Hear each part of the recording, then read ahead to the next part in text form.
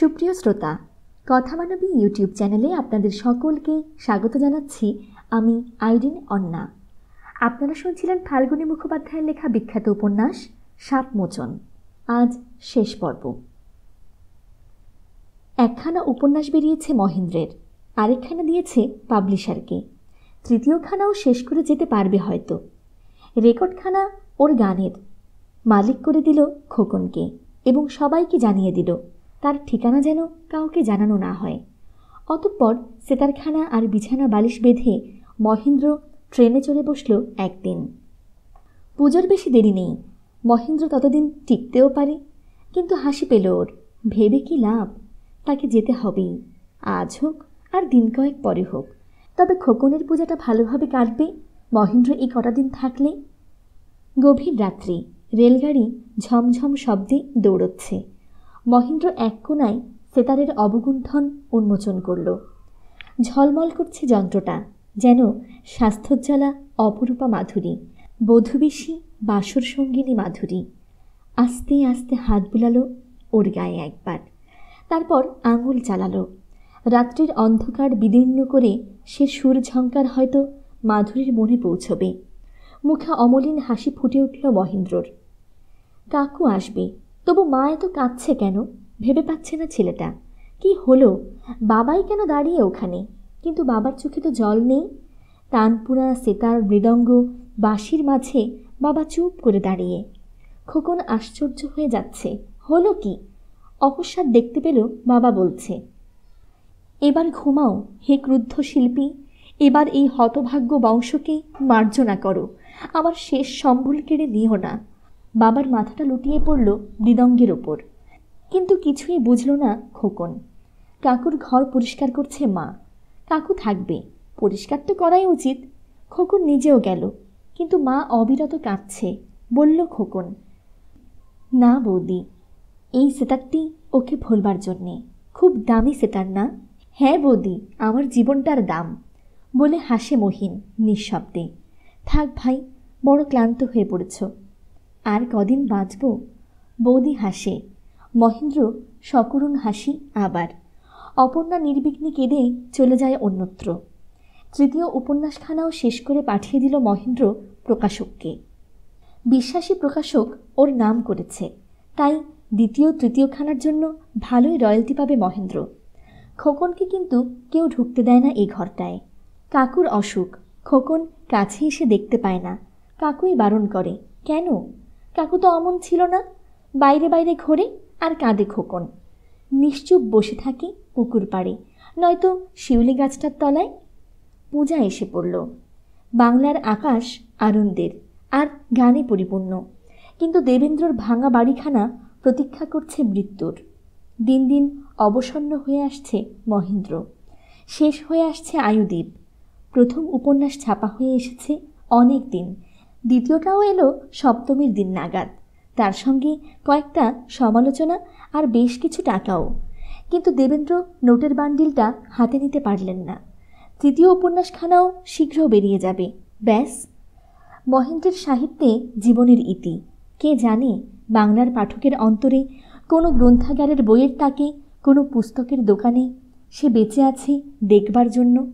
মহেন্দ্র কিছুমাত্র মাথা ব্যথা থাকবে না, তাকে ভুলে গেলেই ভালো। মানুষ আরও উন্নততর সাহিত্য সৃষ্টি করতে পারবে, যা মহেন্দ্র করতে পারল না। শেষ বইয়ের নাম দিয়েছে ক্রন্দশী। অসীম আকাশ জুড়ে তার পটভূমি, আলো জগতের নায়ক নায়িকা, কে জানে ওটা পড়ে কি ভাববে মাধুরী? মাধুরী নিশ্চয়ই পড়বে, কিন্তু উপায় কি? পড়ে কিন্তু কিছুই বুঝবে না, কিছুই জানবে না মহেন্দ্র সম্বন্ধে। মহেন্দ্র এ জীবনে আর তাকে বিড়ম্বিত করতে যাবে না, হয়তো জন্মান্তরেও না। মাধুরী যেখানকার সেখানেই থাক। আকাশের চাঁদকে মাটিতে নামাবার সাধনা শুধু নির্বুদ্ধিতা নয়, অন্যায়।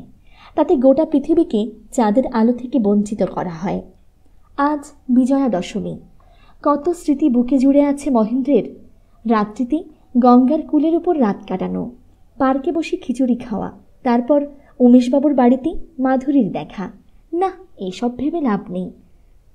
চিঠি আছে বাবু, বলে সাগর পিয়ন একখানা খাম দিল তার খাটে ছুঁড়ে। নীল রঙের খাম, কোথাও ফিকে, কোথাও গাঢ় নীল বর্ণ, সুন্দর। খুলে ভেতরে ওই একই রঙের কাগজ বেরোলো, সুন্দর হস্তাক্ষর। মাধুরী লিখেছে, প্রিয়, কিন্তু শব্দটা লিখেই এমন কেটেছে যে পড়া যায়। কাগজটা বদলে দিলেই পারত, ইচ্ছে করে বদলায়নি। অতঃপর ওর নিচে লিখেছে, শ্রীচরণেষু, আজ বিজয়া দশমী। তুমি এসেছিলে এই পুণ্য দিনে। আজ তোমাকে প্রণাম না জানিয়ে পারলাম না মহিন্দা।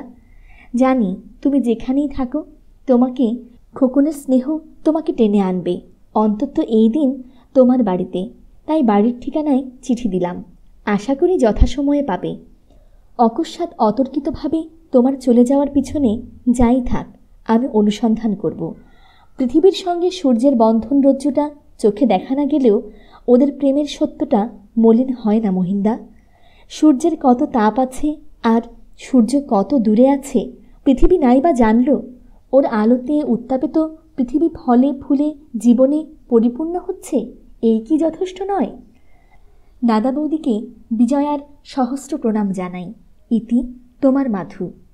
লিখে তোমার মাধু কথাটা কেটে নিচে লিখেছে, প্রণেতা মাধু। অথচ অনায়াসে কাগজখানা বদলে এই কটা লাইন আমার জন্য কাগজে লিখে পাঠাতে পারত। কেন সেটা করেনি জানে মহেন্দ্র। ছেলে মানুষই না, তার অন্তর। স্বতঃস্ফূর্ত হয়ে যা কিছু লিখেছে তাকে নষ্ট করেনি মাধুরী, শুধু ঢেকে দিয়েছে। কিন্তু কোনো ঠিকানা নেই চিঠিতে। ঠিকানা অবশ্য জানে মহেন্দ্র, কিন্তু জেনে কি হবে? এ চিঠির জবাব দেওয়া হবে না। নীরবে চিঠিখানা বুকের উপর রাখল মহেন্দ্র, রেখে চোখ বুজল। জল আসছে চোখে, কিন্তু সামলাচ্ছে। অকস্মাৎ অপর্ণা এসে ঢুকল। ভাবল হয়তো ঘুমাচ্ছে মহিন। নীরবে অপর্ণা বুক থেকে চিঠিখানা তুলে নিল। 8 মিনিটে পড়ে ফেলল, কিন্তু কিছুই বুঝতে পারছে না। কে মাধুরী? চেয়ে দেখল মহেন্দ্র ঘুমায়নি, জেগে আছে। বলল, কে মেয়েটি? ওর কথা আজ থাক বৌদি, সেতান দাও একবার। চিঠির জবাব? না, দিতে হবে না। চিঠিখানা ওই কুলঙ্গিতে রেখে দাও বৌদি। মহেন্দ্র উদ্গত অশ্রুতে ভেঙে পড়েছে বারবার। অপর্ণা সবই বুঝল। বলল, সে অভাগী তোমার অসুখের কথা জানে না মহিন। না না, জানানো চলবে না বৌদি, তাকে কিছুতেই জানাতে হবে না। কুমারী মেয়ে, সে ভুলে যাক মহিনকে। চিঠিখানা ওইখানে রেখে দাও, যেন আমি শুয়ে শুয়ে দেখতে পাই বৌদি। মহিন! উচ্ছ্বসিত হয়ে কেঁদে উঠল অপর্ণা। দুর্ভাগী অপর্ণা সন্তান স্নেহে মানুষ করেছে মহিনকে। খোকনের চেয়ে মহিন তার কাছে এতটুকু কম নয়, কিন্তু মানুষের কিছুই করবার নেই। নিজেকে সামলে যত্ন করে রেখে দিল চিঠিখানা খামের ভেতর, ওই কুলঙ্গিতে, মহিনের শয্যার বাঁ দিকে। মহেন্দ্র অতি কষ্টে আঙুল বুলিয়ে চলেছে সেতারে। সন্ধ্যা আসন্ন। বিসর্জনের বাদ্য কোলাহল, প্রতিমার গ্রাম পরিক্রমণ এবং বিসর্জন শেষ হল। মহেন্দ্র তখনও বাজাচ্ছে সেতার। কি মধুর ঝঙ্কার, কি করুণ সে রাগিনী! বিশ্বমার বিরহে যেন ধরিত্রী গুমড়ে উঠেছে। অকস্মাৎ খোকনকে নিয়ে অপর্ণা এলো। খোকন প্রণাম করবে কাকুকে। ওকে কেন আনলে বৌদি এখানে? তা হোক, বড্ড কাঁদছিল। তোমার অত ভাবতে হবে না, নে প্রণাম কর। খোকন প্রণাম করে নির্নিমেষ চেয়ে রইল কাকুর পানে, যেন চেনাই যায় না। কিন্তু কাকু বলল আস্তে, বেঁচে থাক, এই বংশের গৌরব হয়ে বেঁচে থাক মানিক। কিন্তু খোকনকে ওর বুকে নিতে পারল না, জড়িয়ে ধরল না। এ যে কত বড় দুঃখ তা জানে ওর অন্তর্যামী। অসহ্য বেদনায় মহেন্দ্র উহ বলে লুটিয়ে পড়ল বিছানায়। খোকন আস্তে ডাক দিল, কাকু। মহেন্দ্র শুধু চাইল, কথা বলতে পারল না। ক্লান্তিতে সর্বাঙ্গ অবসন্ন ওর। অপর্ণা খোকনকে সরিয়ে দেখল মহিন নির্জীব ক্ষীণ হয়ে আসছে। ও ঘরে দেবেন্দ্রকে জানালো গিয়ে। দেবেন্দ্র উঠে এসে দেখলেন নারী। তারপর নিঃশব্দে ও ঘরে ফিরে গেলেন, মহিনের কোল থেকে সেতারখানা নিয়ে। শোন মহিন, ও ঘর থেকেই বললেন এবং আরম্ভ করলেন বাজাতে। ওহ, মানুষ যে এমন পাথর গলানো সুর জাগাতে পারে জানত না কেউ। বিজয়ার প্রণাম করতে আসছে গ্রামবাসীগণ সবাই। স্তব্ধ দাঁড়িয়ে গেছে। ভেতরের ঘরে মৃত্যু পথযাত্রী মহিন, কাছে একা অপর্ণা, আর বাইরের ঘরে দেবেন্দ্র সেতার বাজাচ্ছেন। চোখের জল ভেসে আসছে। মধ্যরাত্রির মহা নীরবতা বিদীর্ণ করে বেজে চলেছে সুরলহরী। তরঙ্গে যেন ভাসিয়ে নিয়ে যাচ্ছে কোন এক অশরীরী আত্মাকে, কোন দুলোকের পথে কে জানে। মহিন, অপর্ণা আর্তকণ্ঠে ডেকেই চুপ হয়ে গেল। আর ওই আর্তকণ্ঠের আঘাতেই যেন সুরসাধক দেবেন্দ্রের হাতের সেতারটার একটা তার ছিঁড়ে যন্ত্রটাও আর্তনাদ করে উঠল। মহিন নেই। ও ঘর অপর্ণা মূর্ছিতা হয়ে পড়েছে, আর এ ঘরে দেবেন্দ্র নিঃশব্দে বসে রইলেন ছেঁড়া সেতারটা হাতে নিয়ে। তখন সুরের পরীরা যেন নৃত্য করে বেড়াচ্ছে ঘরের আনাচে কানাচে। ক্রন্দন ধ্বনি তুলে কেউ এই সমাধি মন্দিরকে বিচলিত করতে সাহস করল না। খোকনকে ঢুকতে দেওয়া হয়নি। সে বাইরে দাঁড়িয়ে। তুলসীতলার প্রদীপটার বুক জ্বলছে, অমঙ্গল হয়। জল ভরা চোখে দেখছে খোকন। অকস্মাৎ দমকা হাওয়ায় প্রদীপটা নিভে গেল। অন্ধকারে খোকন একা। নানা কাজে ব্যস্ত মাধুরী সমস্ত দিন। আজ বিজয়া দশমী। কাজের মধ্যে যতবার মনে হচ্ছে মহিন এতক্ষণ চিঠিখানা পেয়েছে, ততবারই ওর মুখখানা হাসি মাখা হয়ে উঠেছে। চিঠিতে যদিও কিছুই নেই, তবু কত যে আছে ওর অন্তরের সৌরভ। সকাল থেকে আজ বিনামূল্যে ফুল আর দুধ বিতরণ করছে ওপাড়ায় ছেলে মেয়েদের, আর একটু করে মিঠাই। গরু ছাগলগুলোকে নিজের হাতে কাঁচা ঘাস খাইয়েছে, কর্মচারীদের বকশিস দিয়েছে। ওপাড়ার পূজা মণ্ডপে পাঠিয়েছে ওর প্রতিষ্ঠানের প্রস্তুত ননি ক্ষীর। রাত 10টা পর্যন্ত সব শেষ। বিসর্জন দেখতে দেখতে শ্যামবাজারে বাড়িতে ফিরছে মাধুরী। সারা মনখানে জুড়ে কেমন একটা বিশেষ আনন্দানুভূতি আজ যেন জেগে আছে। আঁচলে আছে এক রাশ ফুল, ওর বাগানের ফুল। নিজের হাতে একটা মালা গাঁথতে গেটে ঢোকার সময় আঙুলে সূঁচ ফুটে গেল। উফ! অব্যক্ত শব্দ করে উঠল মাধুরী। বাড়িতে ঢুকল। গাড়ি থেকে নেমে ভেতরে যাচ্ছে। আঁচলের সাক্ষী ফুলগুলি তুলে নিয়ে শটান ওপরে চলে গেল। ওখানেই খেয়েছে, তাই বড় বৌদিকে ডাক দিয়ে জানিয়ে দিল যে খাবে না। নিজের ঘরে এসে মাধুরী দরজা বন্ধ করল। দেরাজ টেনে মহিনের ফটোখানা বের করল অত্যন্ত গোপনে। এই ফটো সে রাখে, তাই বাঁধানো হয়নি। টিপয়ে সেটা সাজিয়ে নিজের গলার মালা তাকে পরাতে গিয়ে মাধুরী দেখতে পেল সূচ ফোটা আঙুলে কখন এক বিন্দু রক্ত এসেছিল, তাই লেগে গেছে ফটোর বুকে। সাদা পাঞ্জাবি পরা বুকখানা দাগি হয়ে গেছে। কেন এমন হচ্ছে? বারবার কেন এমন হচ্ছে? মাধুরী নিমেষে চোখে রক্তের দাগটা দেখতে দেখতে ভাবল, আঁচল দিয়ে মুছবার চেষ্টা করল। সে আধুনিক সমাজের শহুরে মেয়ে, কোনো কুসংস্কার ওকে আচ্ছন্ন করে না। তবু যেন কি এক অমঙ্গল আশঙ্কায় মলিন হয়ে উঠল মাধুরী। কিন্তু তখনই দুর্বলতা ঝেড়ে ফেলে ফটোটাকে লক্ষ্য করে আপন মনে। না না, এইসব কিছু না। হয়তো তোমার পল্লীবধূ নিয়ে রাত জাগছ বাড়িতে, তাই আমার মালা নিতে চাইছো না। কিন্তু আমি তো ব্যাঘাত করিনি, বাধা দিইনি। আমার গোপন পূজা গোপনেই থাকবে। মালাটা পরিয়ে দিল মাধুরী, ধূপ জ্বেলে দিল, তারপর প্রণাম করল গলায় আঁচল দিয়ে। রাত অনেক হয়ে গিয়েছে। ঘড়িটা দেখল একবার, কিন্তু এখনও কিছু কাজ বাকি। গ্রামোফোনটা খুলল মাধুরী, দম দিল, তারপর একখানা নতুন বোর্ড ভালো করে মুছে চোখ বুজে মনে মনে বলল, তোমার গাওয়া গান শুনতে শুনতে আজ ঘুমোবো, বড্ড ঘুম পেয়েছে। রেকর্ডখানায় পিন লাগিয়েই মাধুরী শুয়ে পড়ল পালঙ্কে। সুর ছড়িয়ে পড়ছে, গড়িয়ে পড়ছে যেন। আকাশচুম্বী পাহাড় থেকে অলকানন্দা ঝরছে। মিষ্টি হাসি ফুটল ওর মুখে। নীল আলোটা জ্বেলে দিয়েছে। রেকর্ড বাজছে। অকস্মাৎ কড়কড় আওয়াজ। হলো কি? মাধুরী ত্বরিত উঠে আলো জ্বেলে দেখল থেমে গেছে মেশিনটা। এরকম তো হয় না। রেকর্ডখানা হাতে তুলতে তুলতেই দুখানা হয়ে গেল। মাধুরীর দু চোখ দিয়ে জল ঝরে পড়ল। না, কিছুতেই নিজেকে সামলাতে পারছে না আর। বারবার এমন অমঙ্গল কেন? অন্তর জুড়ে এই প্রশ্ন জাগল। সারা রাত কিভাবে কাটল জানে না মাধুরী। ভোরের দিকে ঘুমিয়ে পড়েছিল মার্বেলের মেঝেতে। ঘুম ভাঙল মেজদির আহ্বানে। তাড়াতাড়ি উঠে আলোটা নেভালো, ফটোখানা লুকিয়ে ফেলল এবং ভাঙা রেকর্ডটা আলমারির তলায় ভরে দিল।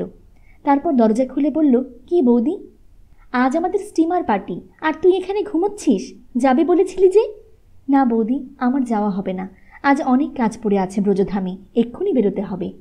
কাল রাত্রে ফিরতে অনেক দেরি হয়েছিল আমার। কুমার, বরুণবাবু, তাছাড়া আরও অনেকে যাচ্ছেন। ওস্তাদ হেমায়েত খাঁও আসবেন। তুই না গেলে সব ফাঁকা লাগবে ছোটদি, চল না। না বৌদি, মাফ চাইছি। মাধুরী স্নান করার জন্য চলে যাচ্ছে। সোসাইটি তুই ছেড়ে দিলি মাধু? মেজ বৌদি করুণ স্বরে বলল আবার। হ্যাঁ, ও সোসাইটি ছেড়েছি। অত কম জলে আমার মতো মাছ খেলতে পারে না। বাংলার যে বিরাট বিস্তার সমাজ, সেখানে আমার ঠাঁই করে নিতে চাই। তাদের দুঃখ, দৈন্য, আনন্দ বিলাসের অগাধ জলে সাঁতরে বেড়াবো বৌদি। তোমার ইঙ্গবঙ্গ সোসাইটিতে আমার পোষাবে না। হাসল মাধুরী। ওরা সবাই আশা করে আছেন। ওদের জানিও গঙ্গাকে ঐরাবত আটকাতে পারে না। হোক না সে ইন্দ্রের বাহন, গঙ্গা সাগরে পড়বেই। 7 কোটি সন্তানকে উদ্ধার করতে হবে তার। চলে গেল মাধুরী বাথরুমে। মেজবউ তবু 8 মিনিট থেকে দেখল ওর ঘরখানা খোলা, গ্রামোফোনটার গলায় ছেঁড়া মালা, পুড়ে যাওয়া ধূপ, কিন্তু কই কোথাও মহেন্দ্রের স্মৃতিচিহ্ন নেই তো। না, মহেন্দ্র এখানে কি জন্য আসবে? মাধুরীর মনের মতো কেউ এখানে আসেনি, তাই মেয়েটা এরকম করছে। কিন্তু সমাজে যদি না বেরোয় তো মনের মতো বর জুটবে কি করে? মেজদা বলেছে মাধুরীকে নিয়ে যাবার চেষ্টা করতে হবে, কিন্তু যা মেয়ে, ও কি যাবে? স্নান সেরে বেরোক, আরেকবার বলবে ভেবে চলে গেল মেজ বউ। মাধুরী বেরোলো বাথরুম থেকে। মনটা খুব হালকা হয়ে গেছে। গত রাত্রের ব্যাপারগুলো কিছু নয়, ও নিয়ে মন খারাপ করবার কিছুই নেই। মা পূজার ঘরে গিয়ে প্রণাম করল ঠাকুরকে, তারপর চা খেলো। গত রাত্রের ব্যাপারগুলো কিছু নয়, ও নিয়ে মন খারাপ করবার কিছুই নেই। মায়ের পূজার ঘরে গিয়ে প্রণাম করল ঠাকুরকে, তারপর চা খেলো বাবার সঙ্গে। উমেশবাবু প্রশ্ন করলেন, তুই যাবি না ওদের পার্টিতে? না বাবা, ওতে আমি আনন্দ পাইনি। কেন মা? সবাই খাবি দাবি, গান গপ্প করবি, বেশ তো ব্যাপার। ওতে মন শুধু ভোগের দিকে থাকে বাবা, ভাবের দিকে যায় না। এগুলো তো বহির্মুখ, যে নিজেকে খুঁজতে আবার নির্জনে গিয়ে বাসা নিতে হয়। উমেশবাবু জানেন তার এই মেয়েটির অসাধারণত্ব চিন্তায় এবং কাজে। সে চিরদিনই স্বতন্ত্র, এবং এই জন্যে তার ভয়। আর 5টা মেয়ের মতো নয় মাধুরী, হলে ভালো হতো, কিন্তু হয়নি। এখন উপায় কি? তবু হেসে বললেন, তোরা ছেলে মানুষ, এখন তো বাইরে খেলাধুলা নিয়েই থাকা উচিত। খেলাধুলাকে উল্টে দাও, ধুলা খেলা হয়ে যাবে। ওগুলো সব খেলাধুলো, গায়ে দাগ লাগে, মনকে বিরক্ত করে। হাসল মাধুরী।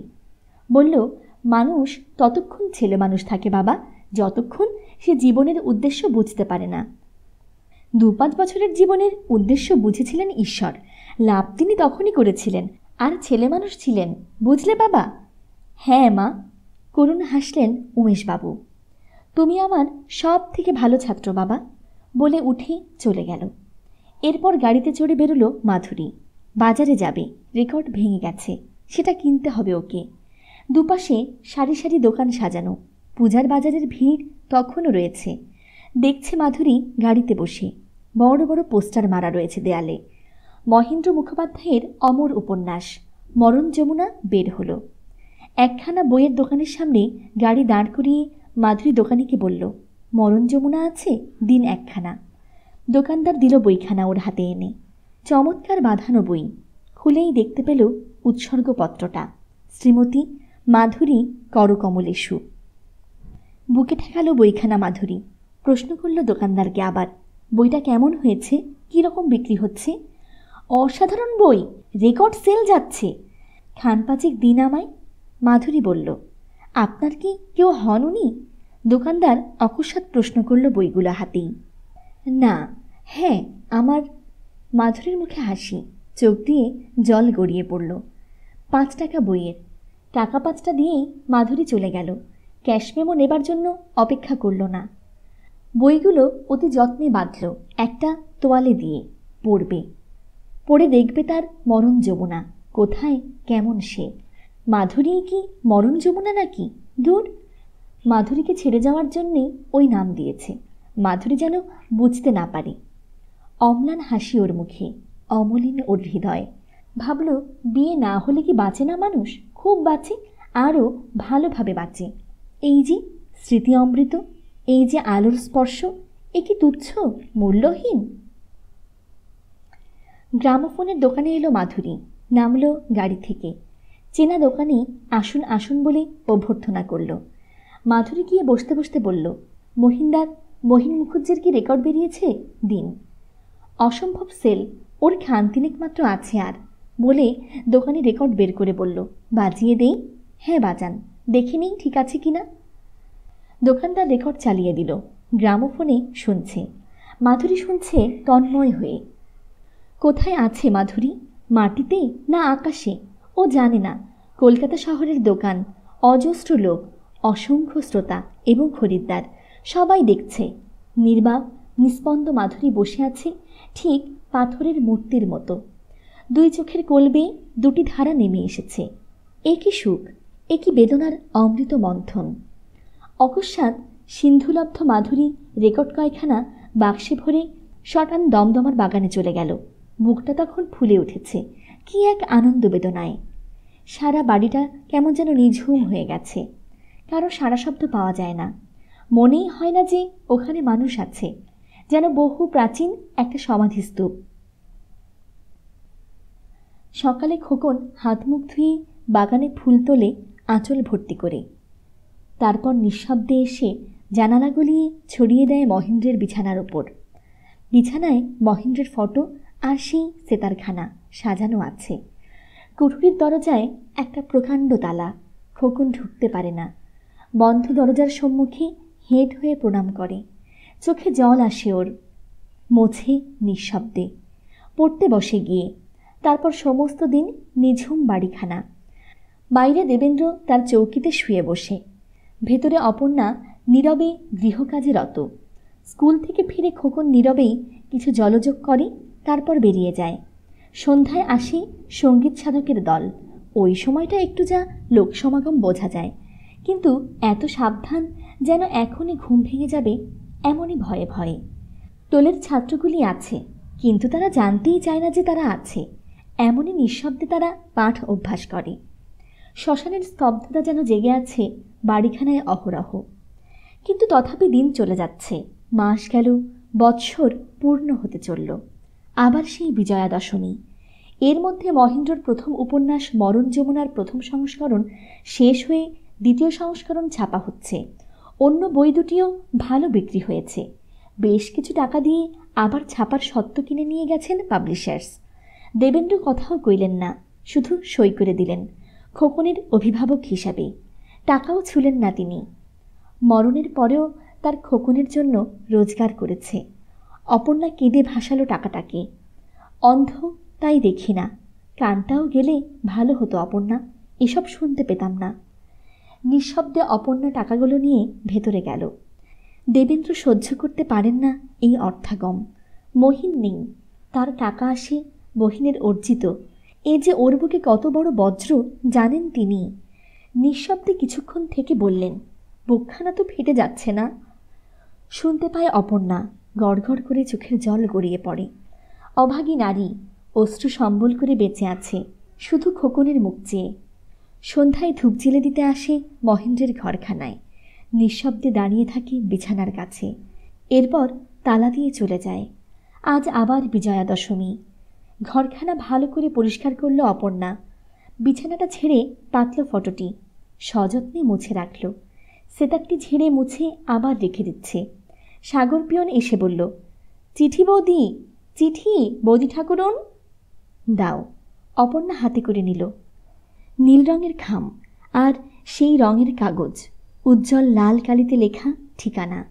যেন বুকের রক্ত দিয়ে লিখেছে নামটা, শ্রীযুক্ত মহেন্দ্র মুখোপাধ্যায়। অতি সাবধানে পড়ল যেন খামটা নষ্ট না হয়। এমনিভাবে চিঠিটা খুলল অপর্ণা। পড়ল শ্রীচরণেষু। আজ আবার বিজয়া দশমী মহিন্দা। সারা বছরের প্রণাম গ্রহণ করো। যত দূরেই থাকো, তোমার সঙ্গ আমি সর্বক্ষণ পাই। সঙ্গীতে সঙ্গীতে আর তোমার দেওয়া কাজে। সে কাজ এত সুন্দর, এত মহান তা জানতাম না। জীবন শুধু সুন্দর নয় মহিন্দা, সে জীবন মহিময়। কিন্তু যে জীবন হবে তপক্লিষ্ট ঋষির জীবন, কর্মময় ত্যাগের জীবন, তোমার প্রেমের বলে আমি জৈব জীবনের গণ্ডি পার হয়ে যেতে পারবো মহিন্দা, ভয় নেই। দাদা বৌদিকে আমার অনন্ত প্রণাম, আর খোকনকে অন্তরের শুভাশিস জানালাম। তোমাকে কি জানাবো ভেবে পাচ্ছি না, সবই জানালাম। প্রণাম, নমস্কার, প্রীতি, ভালোবাসা, ইতি মধু। আহা, কে এই অভাগী? আপন মনে বলে উঠল অপর্ণা। চিঠিতে কোথাও ঠিকানা নেই, নিচের দিকে পুনশ্চ। রেকর্ড আর রেডিওতে আমার অরুচি ছিল, ওতে তোমার গান বাজে, তাই ও দুটো আজ আমার খুব প্রিয়। কিন্তু আমার সেতার তোমার হাতে কেমন বাজে শুনতে বড় ইচ্ছে হয়। এই স্বপ্ন কবে সফল হবে মহিন্দা? অপর্ণার চোখ ছাপিয়ে জল আসছে। পেছনে খোকন নিজের হাতে মালা গেঁথে এসে দাঁড়িয়েছে, কাকুর ফটোতে পরাবে। প্রশ্ন করল, কার চিঠি মা? কি লিখেছে? আরও বড় হয়ে দেখিস মানিক। অপর্ণা খামে ভরে চিঠিখানা সযত্নে তুলে রাখল সেই কুলঙ্গিতে। খোকন ফটোতে মালা দিল, প্রণাম করল। মহিনের ঘর খুলে ওর মাথার কাছে বসিয়ে দাও অপর্ণা, আর সেতারখানা দাও, ওকে শোনাতে হবে আজ। জল তো পড়ছে না দৃষ্টিহীন চোখে। হাসছেন দেবেন্দ্র। অপর্ণা একটু ভয় পেল, কিন্তু স্বামীকে সে চেনে। বলল, আজ একখানা চিঠি এসেছে, আবার সেই নীলঘাম, লাল কালির ঠিকানা। কে লিখেছে? দেবেন্দ্র প্রশ্ন করলেন। সেই মাধুরী, ওর ডাকনাম হয়তো মাধু। ওরই হয়তো ওই সেতারখানা, ওটাই বাজাও। অপর্ণা স্বামীকে ধরে এনে বসিয়ে দিল মহেন্দ্রর বিছানায়। হাতে তুলে দিল মাধুরীর সেতারখানা। দেবেন্দ্র আধ মিনিট স্তব্ধ থেকে বললেন, সঞ্চিত পাষাণে তার পূজার ইতিহাস, আর বিশুষ্ক ফুল বিশ্বদলে তার মাধুপাতা হৃদয়তে মধুখন্তি, সিন্ধুর নববৎ পার্থিব রাজমধু, ওম মধু। প্রতি বিজয়া দশমীর ডাকে আসে ওই চিঠি, নীলখাম লাল কালিতে লেখা নাম। অপর্ণা নিঃশব্দে খুলে পড়ে, চোখের জলে ভাসি, তারপর রেখে দেয় আলমারিতে। সন্ধ্যায় দেবেন্দ্র বাজান মাধুরীর সেতারখানা। এমনই চলেছে। 8 বছরের খোকন 16 বছরে পড়েছে, ম্যাট্রিক দিচ্ছে এবার। কিন্তু অর্থাভাবে আর পড়া হবে না বোধ হয়। মহেন্দ্রর বইয়ের রয়্যালটির টাকা বেশি আর নেই, কতদিনই বা আসবে আর। কিন্তু অপর্ণার দাদা কলকাতায় ভালো চাকুরি করেন। তিনি কতদিনই এসে বললেন ছেলেটাকে তিনি কলকাতায় নিয়ে পড়াবেন। কলকাতায় ছেলে পাঠাতে আমার ইচ্ছা নেই দাদা, কলকাতায় পাঠিয়ে আমি মহিনকে হারিয়েছি। অপর্ণা চোখের জল ফেলে বলল, কলকাতায় না গেলে চলে না অপর্ণা। দাদা বলল, ওখানে যেতে হয়, যার যার নিয়তি। কলকাতা কি দোষ করল? ছেলেটাকে দে আমায়, মানুষ করি।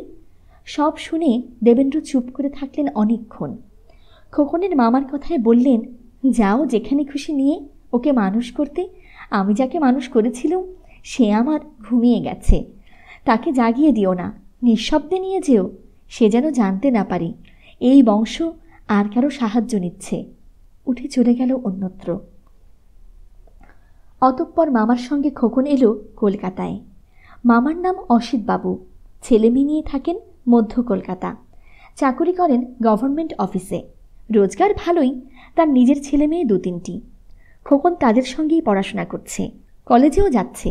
কিন্তু গরিবের ছেলের পড়ার যে কত অসুবিধে তা ভুক্তভোগীই জানে। সব বই কেনা হয়নি, মাইনেও সব মাসে যথাকালে দেওয়া হচ্ছে না। তাছাড়া কলেজের কত রকম আগডুম বাগডুম চাঁদা তো লেগেই আছে। তবু খোকন পড়া চালিয়ে যাচ্ছে, তাকে মানুষ হতে হবে। গান বাজনাও ভালো শিখেছে, 2-1টা আসরে গায়ে। এমন করে নিজের একটু ঠাঁই করে নিল সঙ্গীত মহলে, কিছু রোজগারও হচ্ছে। পুজোর বন্ধে বাড়ি এলো খোকন।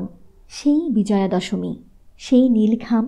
অপর্ণা খুলে পড়ে রেখে দিচ্ছে।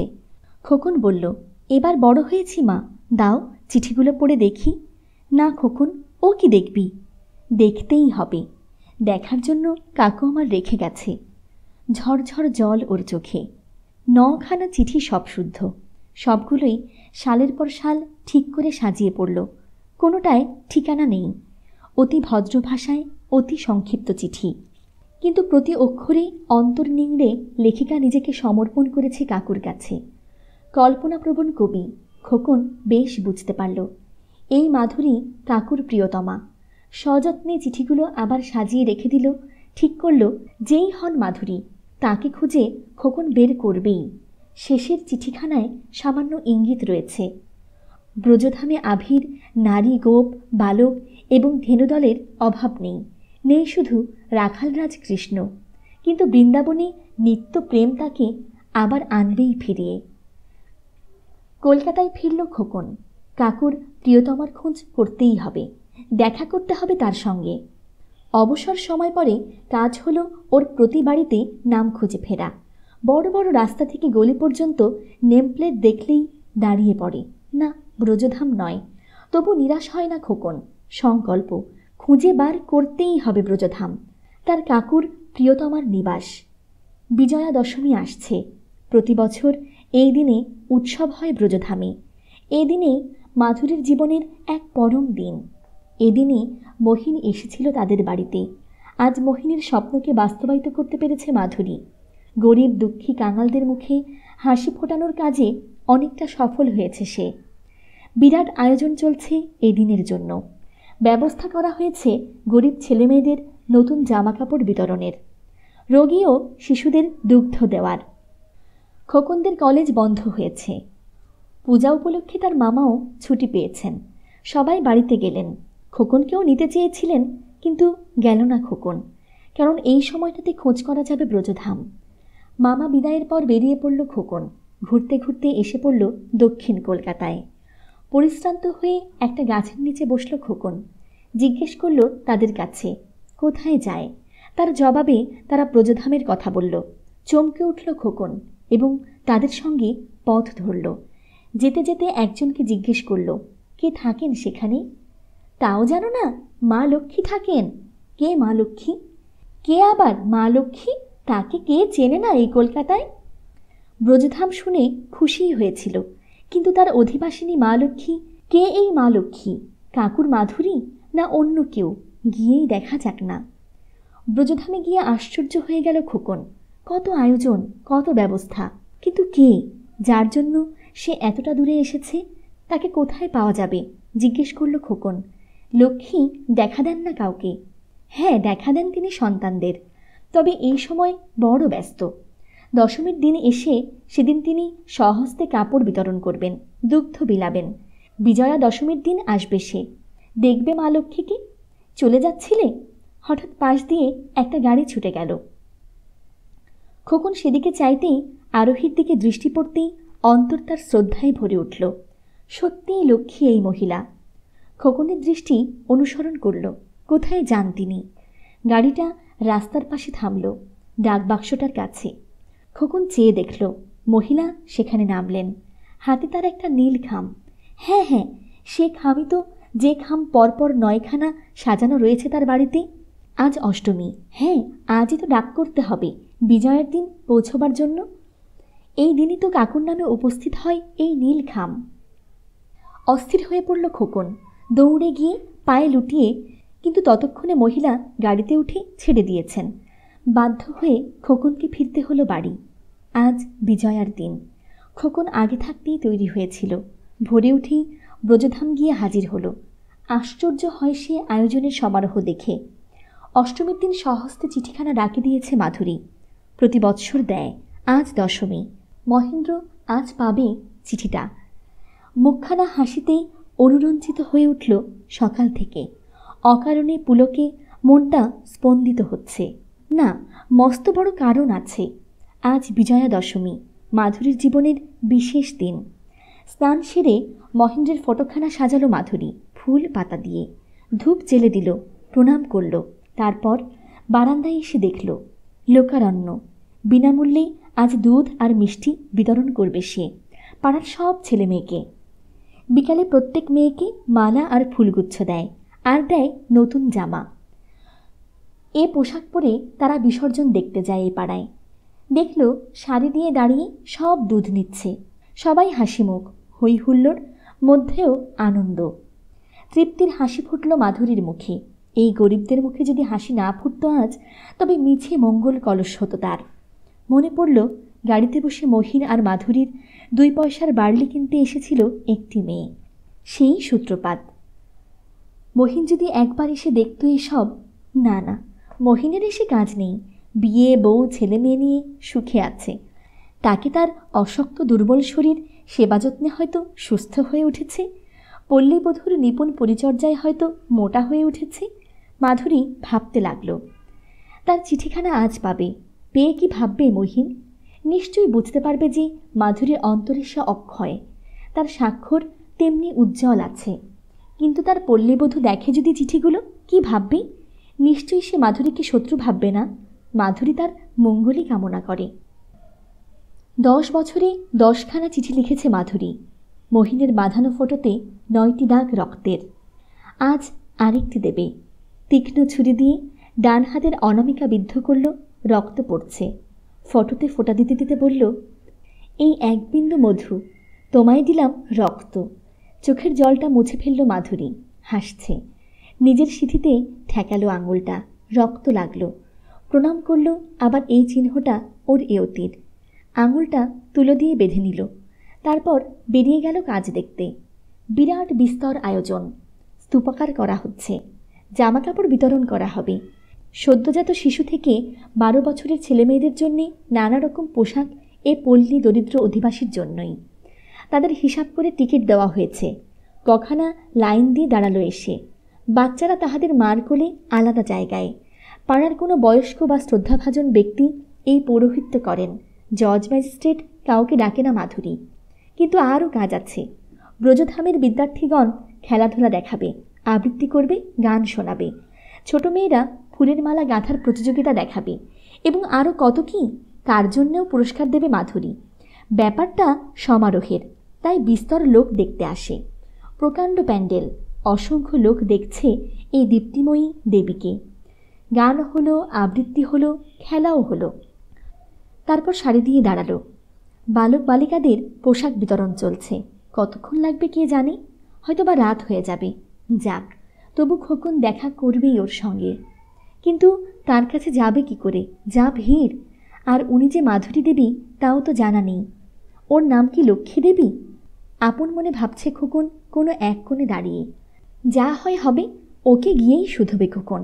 মাধুরী দেবী কে? কিন্তু এই ভিড়ে যাওয়া সম্ভব নয়।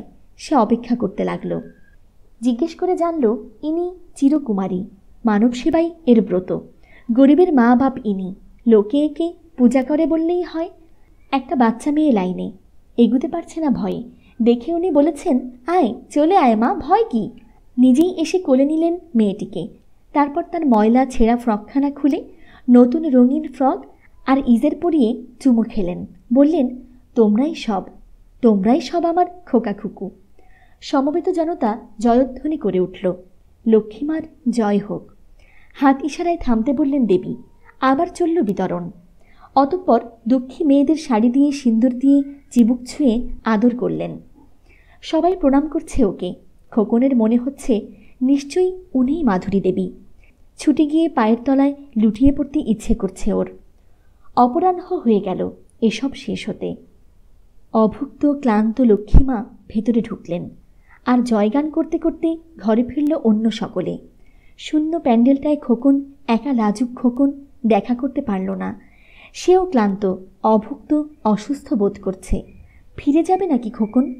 চোখের সামনে ফটকটা বন্ধ হয়ে গেল। শূন্য প্যান্ডেল ছেড়ে খোকন বাগানের পাশে গলি রাস্তাটায় এসে আনমনে চলতে লাগল। শুনতে পেল ভেতরে রেকর্ড বাজছে, তার কাকুর গলা। দোতলার পানে চাইল খোকন, না, কিছু দেখা যায় না। দাঁড়িয়ে দাঁড়িয়ে শুনছে গানখানা। খোকন আবার তাকালো দোতলার পানে, নিজের গলাটাও ওর সঙ্গে মিশিয়ে দিল। তোমার আমার মিলন হবে ওইখানে, ওই সন্ধ্যা রাতে। বিরোহিণী বসুন্ধরা আলোর লাগি যেথায় জাগে, ওইখানে ওই সাগর বেলায়। আকাশ যেথায় আবেশ ভরে অসীমতার পরশ লাগে, জীবন যেথায় জেগে থাকে অতন্দ্র ওই তারাপাড়া সঙ্গীতে, আর সৌরভে যার বিরামবিহীন প্রেমের ধারা, নীলাকমল নিত্য হেথায় গন্ধ মধু বিলায়ে যায়, মরণহারা সেই যমুনার কূলে মিলন তরী। খোকন গাইছে রেকর্ডটার সুরের সঙ্গে। মরণহারা সেই যমুনার চিরবাধা শ্যাম জাগে। কে কে ওখানে? প্রশ্ন করেছেন জানালায় দাঁড়িয়ে সেই করুণারূপিণী দেবী। মুখ বাড়িয়ে দেখলেন খোকনকে। আবার সন্দেহ কণ্ঠে ধ্বনিত হল, কোত্থেকে কে আসছে? কি তোমার নাম? আগ্রহ যে অতিরিক্ত বেড়ে গেছে তার। কি এক প্রত্যাশায় চোখ মুখ দীপ্ত হয়ে উঠেছে। কথা বলতে বলতে ছুটে নেমে এসে ওদিককার ছোট দরজা খুলে সামনে দাঁড়ালেন। খোকন তার অবয়ব দেখতে পায়। হ্যাঁ, বস্ত্র বিতরণ করছিলেন ইনি, লক্ষ্মী মা। দেবী আবার বললেন, তোমাকে যেন খুব চেনা মনে হচ্ছে। কাকে চাইছ?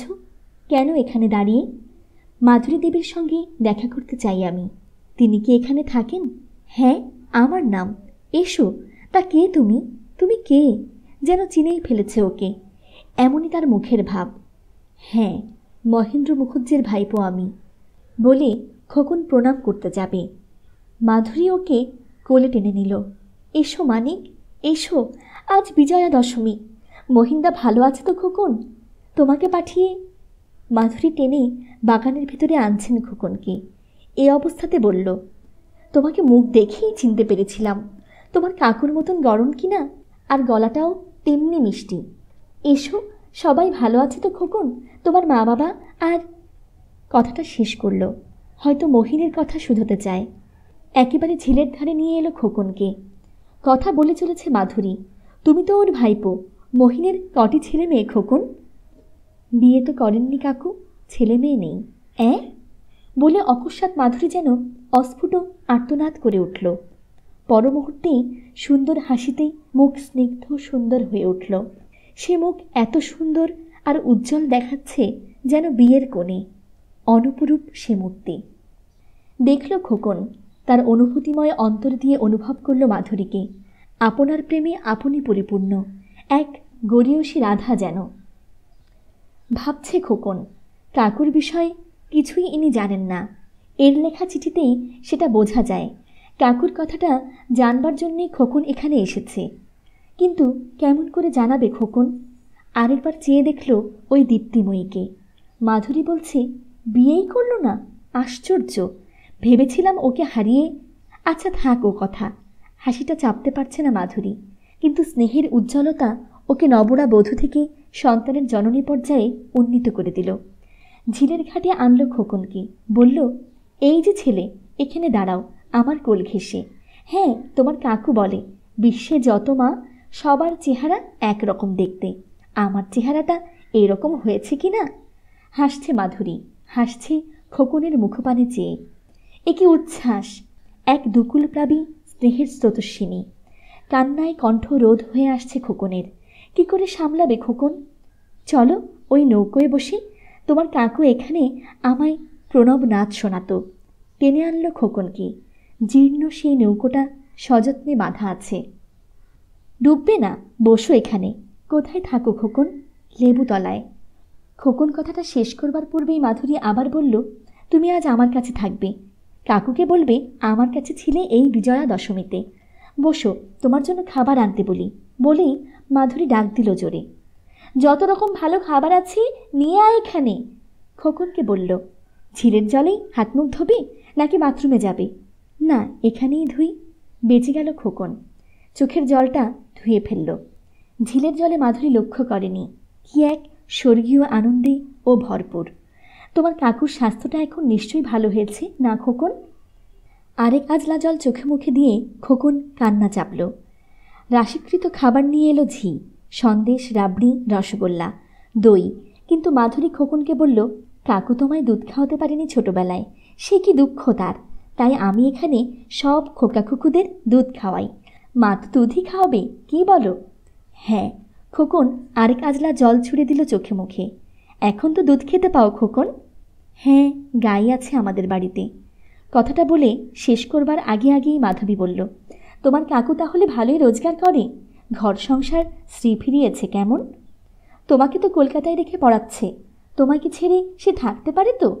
দিনের মধ্যে কতবার যে তোমার নাম করত। হাসছে মাধুরী। আর সামলাতে পারছে না খোকন। কান্নায় ফেটে পড়ছে চোখ দুটো ওর। পকেট থেকে আধা ময়লা রুমালটা বের করে কড় করে মুখ মুছছে। প্রকাশ হয়ে যাবে হয়তো কাকুর মৃত্যুর সংবাদ। না, কান্না ওকে রোধ করতেই হবে। খোকন অতি কষ্টে নিজেকে সামলাচ্ছে। কাকু যে এর মাঝে আজও জীবিত, কি করে খোকন জানাবে একে মৃত্যু সংবাদ? না, জানাতে পারবে না খোকন। এই স্বপ্নময়ীর ঘুম ভাঙাবে না সে। এসো। মাধুরী একটা সন্দেশ তুলে ওর মুখে দিচ্ছে। স্নেহশীতল মাতৃহস্ত বলল, বাজারের নয়, আমি নিজে তৈরি করেছি। দুধ ছানা সব এখানে তৈরি করি। তোমার কাকুকে বলো, তার খোকনের মতো হাজার খোকন নিত্য দুধ খায়। খাও। মুখে দিয়ে বলল, এত মিষ্টি গলা তোমার, গান শিখছ খোকন? হ্যাঁ, অল্প।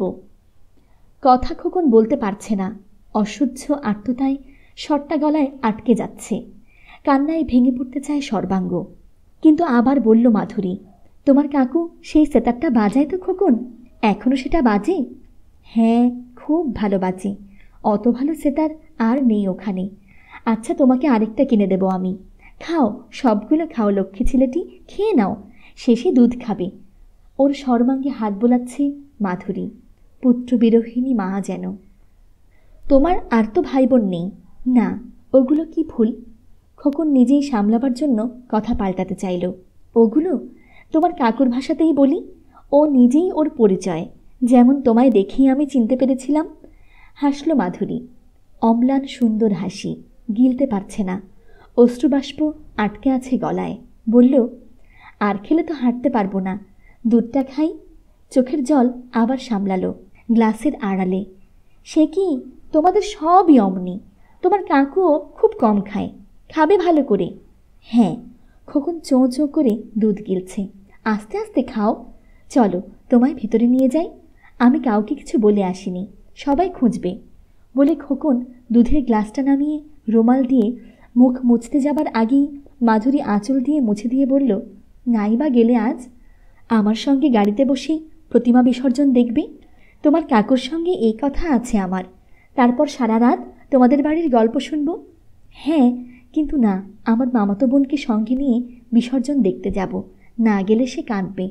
তাছাড়া বিজয়ে প্রণাম করতে হবে। মিথ্যাই বলল খোকন।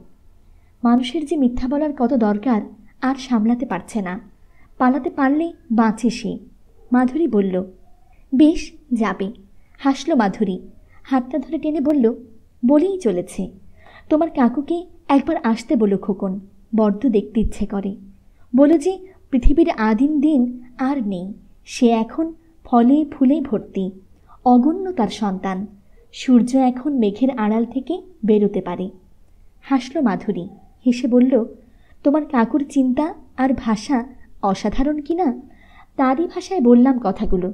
এসো। খোকন নত হয়ে প্রণাম করবার ছলে চোখের জলটা সামলে নিল।